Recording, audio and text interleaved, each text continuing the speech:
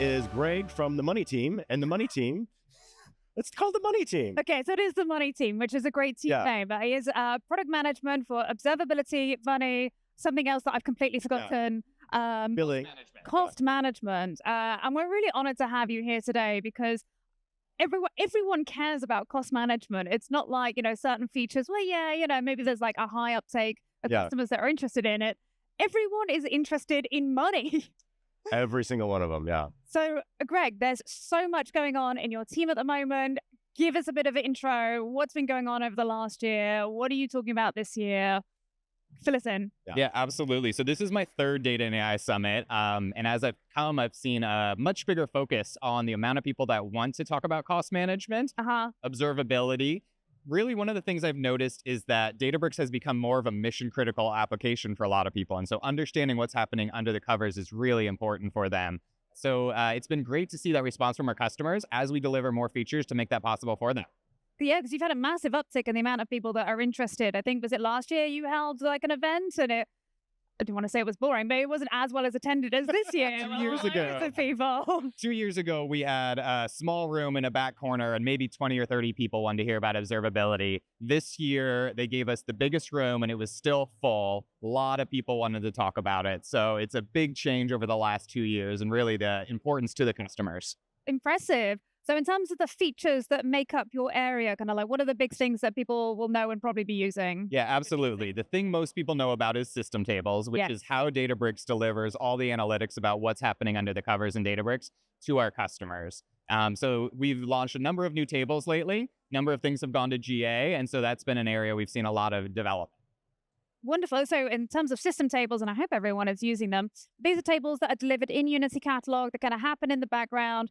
And you get all sorts of interesting information about, all I think about is kind of cluster costs and things like that. But there's so much more, isn't it? Like you don't have to go through all of them. But what are the kind of big piece system tables? When we talk about observability, we tend to talk about FinOps, SecOps, and DevOps. So financially, what are you spending? How can you optimize that? Make sure you understand the future. For security, who has access to what data? Who has permissions? For DevOps, what's the health of things? Is your data working properly? Is your AI performing as you expect it to? So we have data that allows customers to do all of those things, joining various tables together. Okay, then. And in terms of kind of, I don't want to say the average customer struggle, but there must be like a pervasive trend about what is happening at customers, why it's suddenly a room full of 800 people and why they're interested in this now.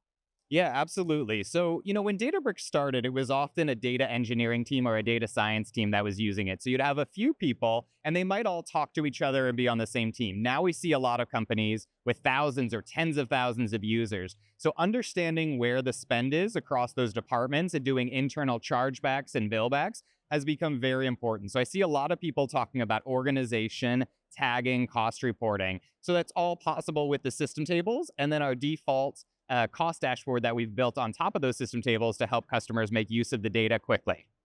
And speaking of dashboards, you've got your laptop out in front of us. Would you like to give us a little demo of what people can expect to see? I'd love to. Yeah, I do have it here.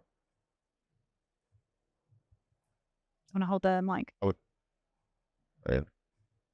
All right, so here we have our cost dashboard. Now, a year ago at Data and AI Summit, we released a version of this, which was our V1.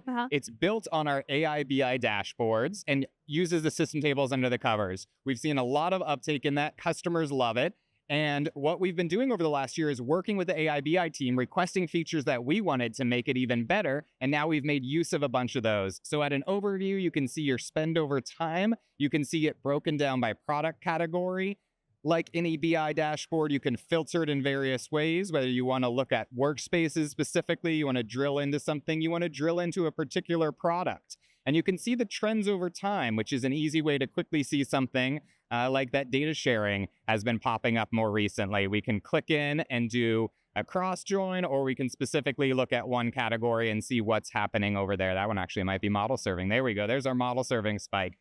So what a lot of customers want to do when they see this is start at a high level. How much am I spending? Then drill down into products or drill down into workspaces and eventually get into the individual things that are generating a lot of costs. And so with this, we'll let them say, see their top 10 endpoints, and they can see which ones the most spend is going into. So really get you all the way from that high level spend down to the individual thing, even getting the name of the person that owns it so you can follow up and say, hey, why are you spending so much money on this thing? Is it really necessary? Yes. And then a lot of customers, like, they want to watch their spend, and if it gets to be a certain amount, they want to take action, but they don't necessarily just want a production pipeline to fail and not be able to run anymore because they've crossed some threshold. Like, how do we help customers with that? Yeah, absolutely. So alerting ends up being really important. We have a budget alerts tool where you can set up budgets, either designated by workspace, tags, or a combination of the both. And then you can alert people as they're approaching that budget. Now, that feature's been in preview. We'll be moving to GA soon. We're going to be shipping a few updates to it. And one of them is stronger alerting as you get closer to that budget. A lot of people have said, hey, let me know when it's 50%, really let me know when it's 90%, and maybe CC my manager when it's at 110%. Now, shutting down things is still something very dangerous. And most customers tell me, I don't want to shut down production workloads. Right. Maybe test environment, dev environment, but not production. And so making sure we're alerting in the right places. We've seen teams integrate with Slack, with Teams, with things like PagerDuty so that the team can be alerted when that spend is happening and they can take the appropriate action. Excellent. Wonderful. So you had so many customers that you were speaking to this week. Are there any particular customer stories that stand out to you as being either something that's been so transformational for them or just, so impactful in the way that they're using Databricks now?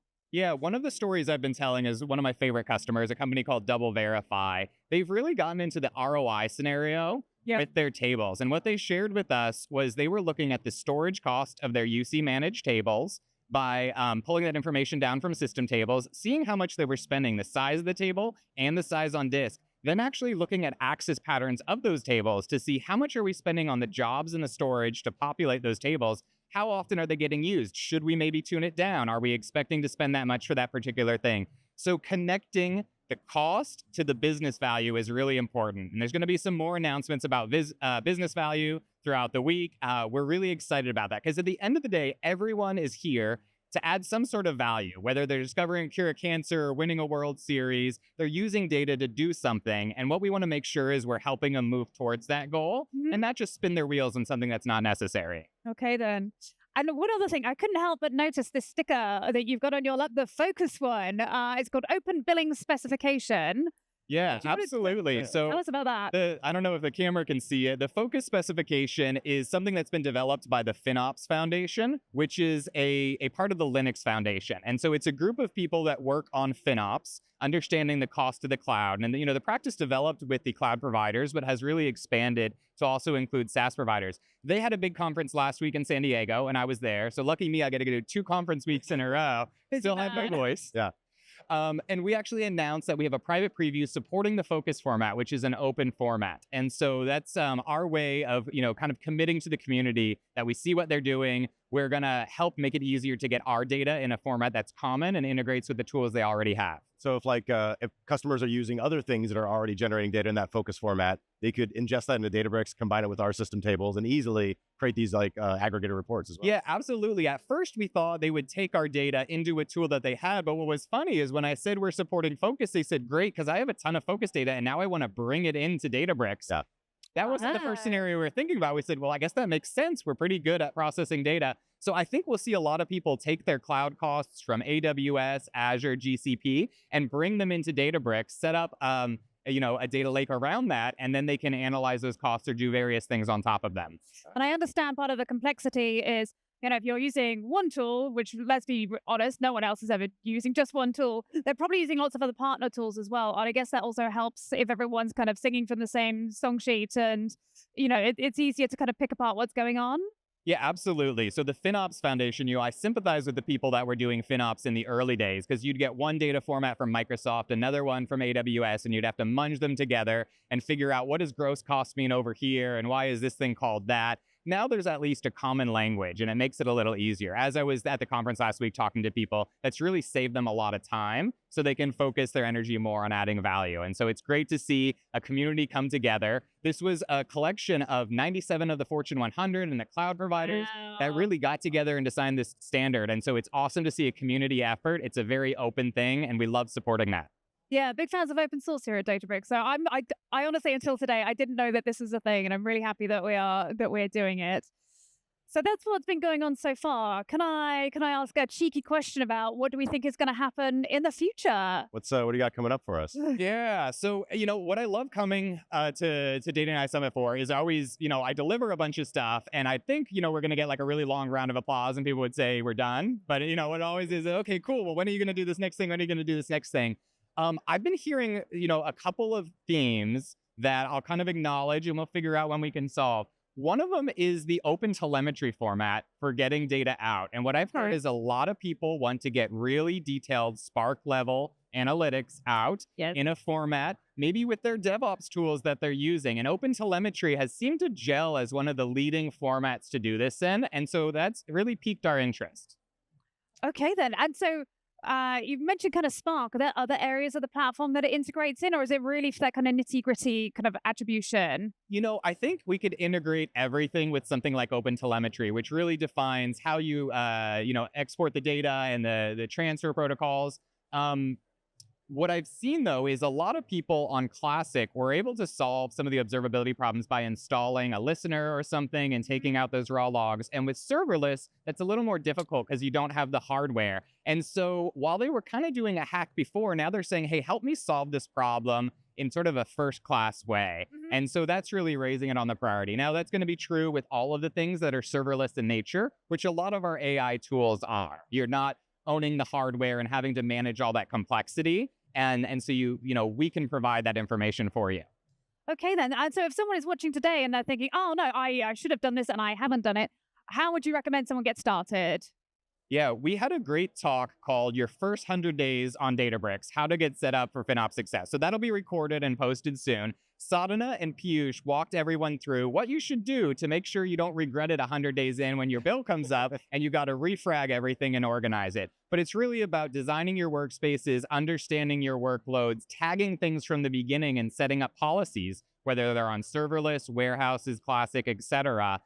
So that's a great place to get started. Once you've tagged things, and you can almost never tag things too much because you can always not use the tags later. But if you don't tag things, you're out of luck. Yeah, it's just all under one big bucket. Well, thank you so much for joining us today, Greg. And right now, I think we're going to go to a video where we're going to talk to a lot of different customers about how AI has helped transform their business. So take it away.